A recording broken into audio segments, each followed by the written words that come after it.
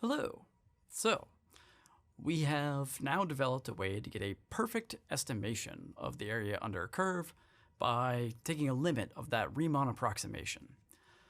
But as we sort of also noticed, this is remarkably useful, but that notation, it's kind of bulky, right? It's really kind of hard to wade through all of those letters and all of the parentheses and everything. So ideally, it would be really nice if we could have a different, more condensed notation, sort of a much easier way of writing it. So here's our limited Riemann approximation, right? This beast of a thing with the sigma notation and the limit and all of the b's, a's, n's, k's, all of these things, right?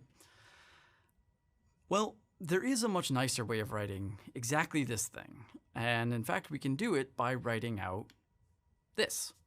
Now, okay, I mean, I guess we could have just been like, well, it's, gobbledygook, it's now the thing, right? Like, we could just make something up to do. The question is, why this symbol, right? Like, why are we writing this weird sort of elongated S-looking thing, and how does this relate? So it turns out that this particular sort of symbol, this notation, is used for a really particular reason. So in fact, there's kind of a surprising relationship between this area under the curve idea that we're developing and antiderivatives, which we are also sort of developing in tandem. And that relationship will make this notation much more convenient to use. So for now, I will say that the sort of reason we're using this particular notation is a little mysterious, but it will become clear soon. Now, I've just sort of written this thing out with no explanation whatsoever. So let's step back and actually go through what this symbol or symbols, how these things are actually working. So this is the sort of notation for that region that has that sort of area under the curve between A and B, right? Remember the Riemann approximation, that limit, is getting a perfect estimate of the area underneath a curve represented by some f of x on the interval a to b.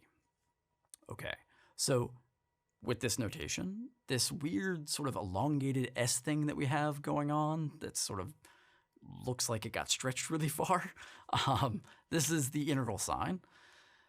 The A is exactly the A we think it is. That's the left boundary of that region. The B, again, exactly what we would think the B is, that right boundary of the region. So it's those same exact points, right?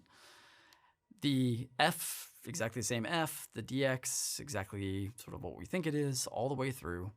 This thing is called a definite integral. And what makes it a definite integral, and this is not to be confused with this definitely is an integral, right? This is an actual thing, definite integral.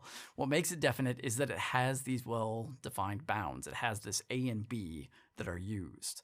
Not to be confused with indefinite integral, which is its own thing we'll talk about, but is very similar. It just doesn't have that a and b in terms of the notation, okay? So that a and b is what makes this thing a definite integral.